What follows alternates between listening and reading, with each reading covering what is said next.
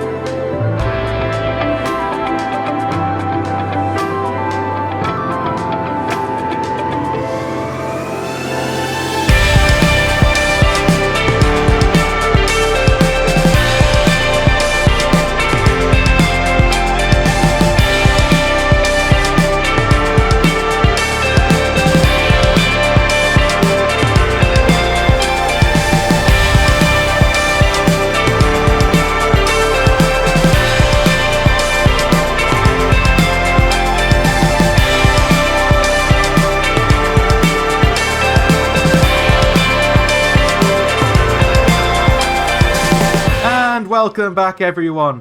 We have updated the world. We are currently in snapshot 21W03A, and there's a couple of reasons for that, which we'll get into more detail a bit later. But for now though, I just want to show everyone just how bad I think Nether fog is. Just look at how blinding it is. Like, you can't see the monument at all. This is why I love to have the Optifine mod, because it allows me to turn off the Nether fog, and I'll actually be able to see my build, which isn't possible within vanilla Minecraft. And I've got to say, Nether fog, I've never liked this as a feature. I've always considered it to be a creatively limiting feature. Like, what's the point of building something cool in the Nether if you can't see it? Well, that's in my opinion anyway. I was able to get one more Wither Skull during that time lapse though, so now we have 3. So, I guess we could probably fight the Wither some point soon. Get ourselves another beacon. Now, for one of the reasons I wanted to update via snapshot. So, you might recall how bundles aren't available in the official release of 1.17. But what if I told you they used to be available in a snapshot, and you can totally bring them forward to the 1.17 release via an update? Look at this. Bundles. I can make 4 of them right now. Oh dear. I've just travelled forward to the future. I am using a 1.18 feature and 1.17. I think that's brilliant.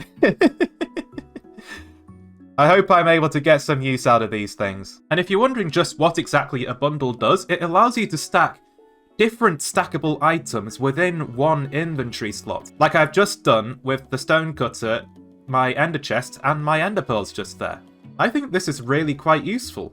And it's a feature that's designed to reduce inventory clutter. And I guess the reason why Mojang decided to take this out of the full release of 1.17 is because they weren't happy with how it's currently turned out. I guess they still got a few things they'd like to work out with it before they push it forward to an official release. But now that I've been able to craft these, I should be able to bring them forwards to 1.17 because they're still within the game. You just can't craft them. So I should be able to keep these. Now, the other reason I have decided to update via a snapshot to 21W03A is because I would like to break the Nether once again. So, you might have seen me releasing episodes for a brand new series called Netherquarium. And that series is all about adding water to the Nether. And the way I was able to introduce water to the Nether within vanilla Minecraft is I started that world within snapshot 21W03A because there is a rather significant bug within that version. The bug in question involves glow lichen. You see, in snapshot 21W03A, if you place glow lichen within a lava source, it converts that lava source to water, and it works even in the Nether. So that Project Netherquarium series is all about seeing what the Nether would be like if it had water. So I've just found a new chunk. I found some glow lichen just here. Let's collect this stuff and we'll break the Nether once again. Now, I feel like some of you would be worried about whether this would be classed as cheating within the current hardcore world, and the way I'm going to view it is Project Netherquarium is going to be all about exploiting this bug to the extreme. But the way I want to incorporate it into this hardcore world is I just want to be able to say, hey, I've got this water block in the Nether, isn't that cool? Maybe we'll make a build project out of it at some point in the future. But for now, I just want to be the guy who has water in the Nether in his hardcore world. So I think we'll go along the Z-axis here, and we'll place our glow lichen and our lava source probably at around Z400. We'll see how it goes from there. Here we go. Z400. I am on the block. So, oh, there's bedrock above me. I guess I'm not using this block then. Smooth one over. There we go. So, let's see. Are we ready? I've got my glow lichen. I've got my lava bucket. I've got my fire res. But of course, this is very scary, dousing yourself with lava in hardcore. I shouldn't be doing this. But let's go. And we're done. There we go. Water within the Nether. It's not flowing at the moment. I think I just need to break the glow lichen there. Yes, I do. Excellent. So, I've just broken the nether once again. I don't see myself doing anything with this water at any point in the near future, but maybe some point way down the road when I've done lots of other projects, I'll come back here and I'll do something with the water that I placed here. I think I might just put the glow lichen back here as well. There we go. We'll leave that as a memorial. Seriously though, if you guys consider this cheating, don't worry about it. I'm not going to do anything with this water source. At least, not for now. I have other things I want to do. I just want to be able to say that I have water in my nether. Oh, look at this. You can see the nether floor. That's right. I have updated to the full release of 1.17. So you can see I have fully dug out the entire circle for this nether hole. And you can actually see all the way around here as well. Isn't this just beautiful? No nether fog equals a very happy whistler. Now then, let's give a quick check. Do I still have bundles within the official release of 1.17? And yes, I do. See, I told you everyone. I will still have these within the official release of 1.17. I have travelled to the future. The laws of time are mine to control. The future is now. So most of you are probably familiar with the fact that I have constructed a lush cave within my world here to serve as the entrance for my nether portal. And now that I am in the official release of 1.17, I would quite like to finish this place. I would love to add glowberries and moss to this place, as well as all of those lovely azalea bushes. Those are the last ingredients this place needs, other than maybe spore blossoms, but you can't craft those at the moment. I think you need a data pack for that. And that's not something I have any of in this series. This is a completely vanilla series, other than Optifine and the replay mod so far. Everything I have achieved in this world is achievable in vanilla Minecraft, if you know what you're doing. But yes, I would love to find myself some glowberries and moss. Hello, sir. Do you fancy giving me your trident? Come on. Come on. Drop it. Drop it. Boo. How dare you? Now, 1.17 added axolotls to Minecraft. And I'm actually curious about whether they would spawn in this coral ravine. I don't think they would, because they require natural stone below them in the water. And they also require complete darkness, and I don't think there's any points in this coral ravine where any points of complete darkness reside. So I think these tropical fish that I have here will be able to survive, at least for now. I would quite like to get myself some axolotls though. So, let's go axolotl hunting. Ooh, axolotl! We have the pink one. Excellent, this is going to be the first one in the world. There we go, the cutest predator. I have to agree. Axolotls are just so adorable in this game. Oh! I think he just dropped copper. There we go, that's my first copper ingot for the world as well, I guess. Excellent. I have some things I want to do with copper. But yes, we finally have our first axolotl in this world. But I would quite like to find every colour of axolotl for this world as well. So for today's episode, we'll try to find the cyan, the brown, and the gold one. And, oh, I think I just spied the gold one, actually. That was lucky. I'd also quite like to eventually, at some point, obtain the blue axolotl. But they're quite rare, so I'll leave that for the future. If I find one, I find one, but I don't think I'll get that today. Ugh, just look at this glow squid. They may be pretty, but murder is the most that they deserve. We could have gotten the isolager instead. It could have been so cool. Oh, I think this is the cyan axolotl. There we go. Another one to add to my collection. Oh, we've got a little baby one here as well. Let's try and catch them. Get in my bucket. Get in the bucket. There we go. Thank you. Right, so all I need now is one brown axolotl. Is that one? Or is that gold? I can't tell. I'm not sure if it's just because it's so dark, but if I use my ender chest as a light source, it is a brown axolotl. Excellent. That's one of each of the common 4 types. So, I would quite like to add these axolotls to the lush cave as well. I have constructed some pools towards the top of the lush cave just here that I would like to add them to. This is a place that I'd always had in mind for these adorable little creatures. So, be free! Oh, actually, I'm going to take the big cyan axolotl back again. I'd quite like to keep that one safe within a bucket. But the rest of these fellas will get to play around in this nice little lush cave pool here. Isn't that cute? Oh, I do love axolotls. Oh. Oh no, please don't tell me that the axolotls are going to leave the pools. Don't tell me they're going to suffocate themselves in the air at some stage. I don't think this bodes well for their future. I don't know if I'll be able to keep the axolotls here. Because I think they've got 5 minutes of air exposure time, and then they die. And while it's true that they are very happily probably going to go back in the water right now, but I suspect at some stage they're not going to be able to get back in the water, and they'll just kill themselves. That's not good. We'll see how this turns out in the future. Maybe they won't die. Maybe I'll be wrong. We'll find out for sure when they end up going missing. Now, you might be wondering why I decided to take back the large cyan axolotl, and the reason why is I would like to bring Alice the Axolotl over from the Nether Aquarium series, and we'll have them in this world as well. So there we go, we've got our name tag, and we'll just put the axolotl there, and there we go.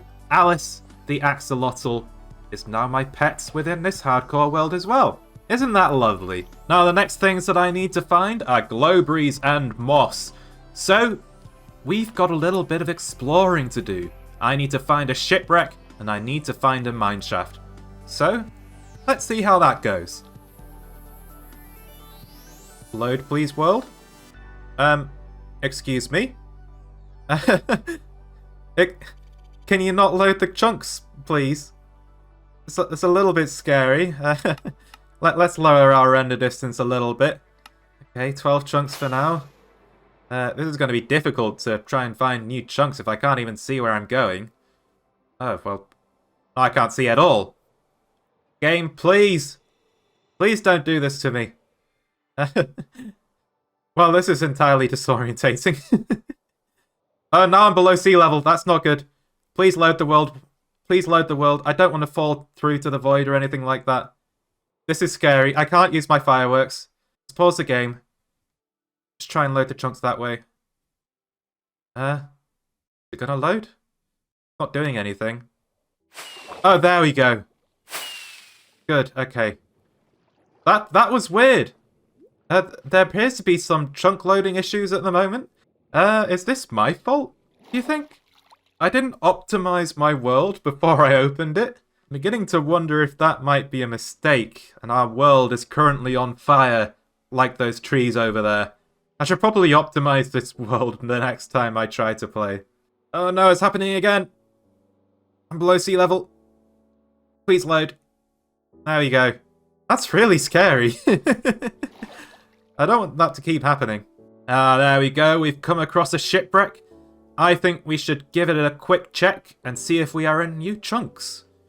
I don't think we are. But if the chest decides to show moss, then I guess we will be. There we go! Ladies and gentlemen, and everyone that's somewhere in between, I have moss blocks. Isn't that awesome? Let's just nab that treasure map as well. Let's see where this goes. Ah, there we go. That's the treasure chest. Let's see what this has. Diamonds and a heart of the sea. You just love to see it. Next I need to find a mineshaft because glowberries currently only generate within the minecart chests within the mineshaft. Okay, this is going to be my first cave of 1.17. Let's hope for a mineshaft. That's rather disappointing. This cave went nowhere. Ooh. Copper. I will be taking that. In fact, let's fortune this stuff. Because that's a thing. You can fortune copper. As well as iron and gold now. That's awesome. Excuse me? What is that? Well, everyone, we have some extremely cursed water here. It's not flowing. Wow, that's interesting. I'm going to leave that. I won't update it. And if you'd like to find this cursed water for yourself, load the world up in 1.17. The seed is Whistler's World with an apostrophe, and the coordinates are there on the screen for you. It's definitely a weird find. Right, let's dig down and just pray that I come across a mine shaft at some point. There's not really an easy way of finding these things, unfortunately. Unless they happen to run into a ravine, but then you need to actually find ravines that they happen to run through. It's quite rare. Oh, this is a cave. What have we got? I don't quite want to enter it just yet. I think we're safe right now. There's nothing in that direction. What is that? Is that... That's smooth basalt. We've just come straight across a geode. Awesome. We won't go in just yet. I'd quite like to secure the area first, but we will return. Oh, there's some emerald ore over there as well. I'll be sure to collect that. And there is a skeleton over there too. I'll take care of him. Die, Skelly! Your bow is no match for mine. Ooh, deep slate copper ore. Now that's going to be a rarity in the future. A deep slate emerald ore too. Oh, there's actually quite a lot of emerald ore here. Okay, I wasn't expecting that. I wonder if there's a bug within 1.17 at the moment. The emerald ore just generates extremely commonly. I've seen quite a few already. Oh yeah, see, there's another one. Let's collect this deep slate emerald ore though. This stuff won't exist in 1.18. It won't generate. So if you want to keep this stuff, you've got to get it now. And the same goes for the deep slate copper ore as well. This is going to be a rarity once 1.18 arrives. And thus, this stuff has value. You've got to keep the deep slate copper ore, everyone. You won't be able to get it in the future. Let's take a look at this geode though. See what we've got in store for us. I do love these blocks because they're so musical and very unique. I don't see anything. Oh, there's a creeper actually. Let's just kill him before he blows up my geode. And I would quite like to get myself some amethyst shards because I would like to craft a spyglass. And I guess while I wait for my copper to smelt, here is why bundles are such a great feature. You get to sort through all of the clutter in your inventory. Like, I've just freed up quite a few inventory slots just there because I've got like barely any of those resources. And the bundles just help out so much there. There we go. 2 copper ingots, 1 amethyst shard equals a spyglass. I can inspect all of the things now. I can even inspect you. And I've got to say, actually, you look quite nice today. I like your hairstyle. But more importantly, I can inspect the amethyst blocks. This is a real geode with real amethyst and real calcite. And one of my favorite things about the amethyst blocks is they're so musical. Just listen to that, it's beautiful. Oh! I'm so sorry, Axolotls. I just blocked off your water source with a torch. I think I've just doomed these guys. Should I give them a mercy killing? No. If they find another water source, then they will. Oh, excellent. I've just found some diamonds. They've got a few more here too. Brilliant. Oh, that's another geode. Very cool. I now have 2 in the world. And I've just found the other block that won't generate within 1.18. The deep slate coal block. I've got to obtain some of this stuff because I won't be able to get it in the future. And that's why it has value, everyone. In fact, I'm just going to get rid of this lava by using Alice the Axolotl. My new obsidian creating machine, Alice the Axolotl. But yeah, let's just get this coal ore. Okay, deep slate diamond ore as well. This is my favourite block of the update, actually, texture-wise. This is just such a pretty block. Deep slate diamond ore. I'm in love with it. I know all of those lush cave blocks are really nice too, but deep slate diamonds, oh, they are beautiful. How many have I got? Oh, I've come across an 8 vein here. Brilliant. Even more deep slate coal. I've got to add this to my collection. Is this a ravine? Yes, okay, that's unfortunate. I'll try and explore this thing though. Maybe there's a mine shaft accessing one of the caves or something. We'll see how it goes. Try and be careful. Oh! there's the other new feature of 1.17, Dripstone.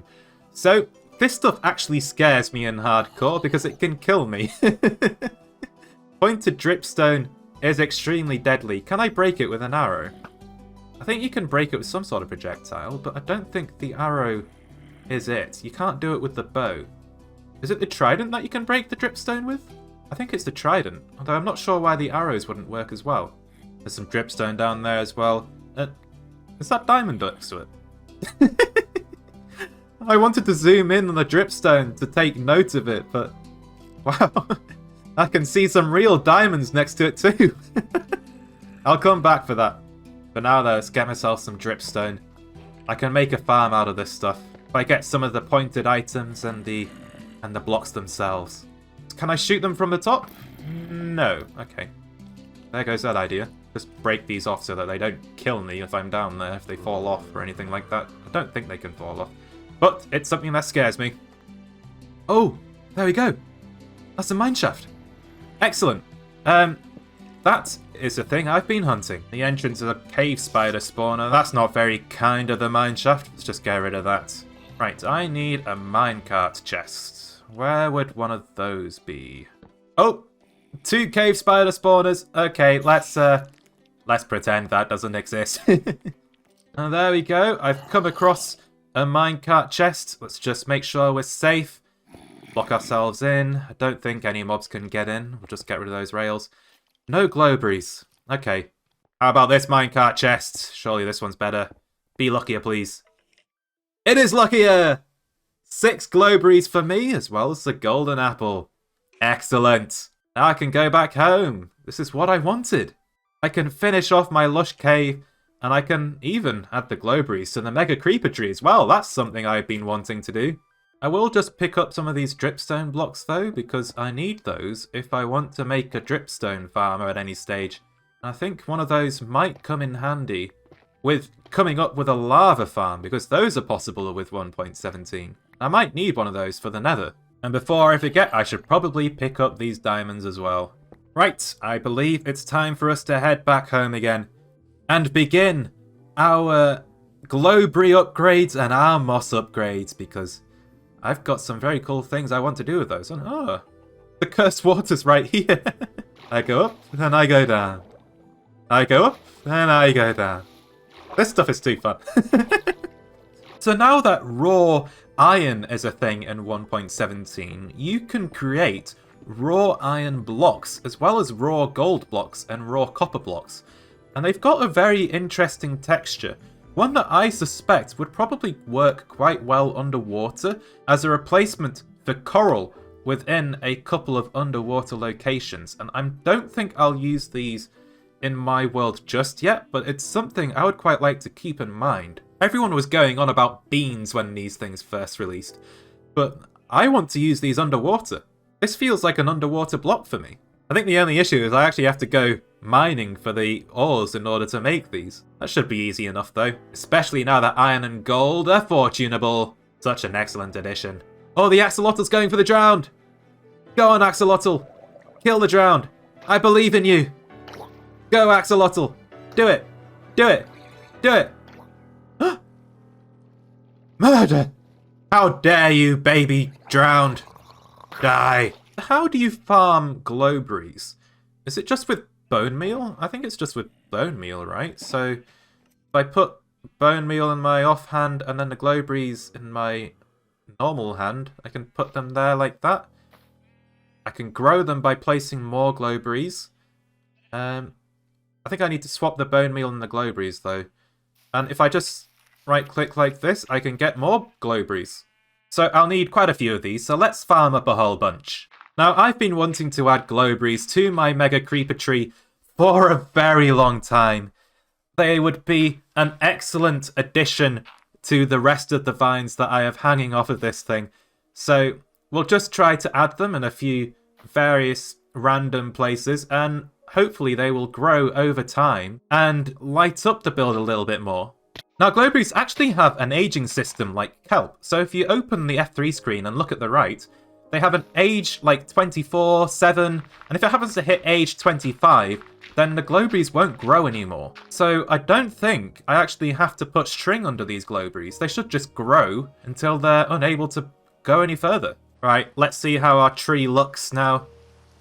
Oh, I love the way the glowberries light up the other vines that are there as well. This tree definitely looks spicy now. And that's one of the things I wanted to do with it. I wanted this tree to be a spicy tree. A spicy mega creeper tree. But yeah, I guess I've got to let these things grow a little bit more. And then we'll see how this mega tree will look afterwards. Now let's add some moss to our lush cave here. I should be able to just spread it using bone meal. So let's give that a try. And it didn't spread very far. Okay. I think it gets blocked by all of the different plants that I've put here. So I guess I'm going to have to smash all of the grass, and then I should be able to spread it like that, see? So let's just go ahead and smash all of the grass. I think it grows back when you bone meal moss. So, yeah. Well, the axolotls are still alive, but I don't know about their futures, everyone. I think they're going to die. They're just sort of wandering down further, and that's not good. These axolotls aren't going to last. Right, let's start spreading this moss. It's giving me azalea bushes too, which is brilliant. In fact, I think I might get rid of these green carpets that I have here. I had the green carpets to cover the lanterns, like this one actually. But I can replace that with actual moss carpet now. So there's not really a need for the green carpets anymore. See, that's fine if I just place the carpets on top of those lanterns. Let's just add all of the glowberries as well. I think I'll bone meal them for now and see how that looks with them all glowing on the top. If I don't like it, I can remove it. Yeah, I think I need to remove the top berries because this place is too bright at the moment. I think I need some more dark spots in this lush cave. I've got to say though, this is very cool to fly through now. I'm very happy with this place. But yeah, let's pop off these top berries because I think bone mealing all of these vines was a mistake. Okay then, let's fly one more time. Let's see how it is without the bone mealed glowberries. Okay, I'm liking this. I like this a lot. I hope you all agree. This place has turned out absolutely fantastic. I love it. I'm afraid I'm going to have to make that the end of this episode though. So, if you enjoyed, be sure to leave a like down below. If you'd like to see more content from me, be sure to subscribe. And I guess I'll see you in the next one. But on that note, bye! Thanks for watching.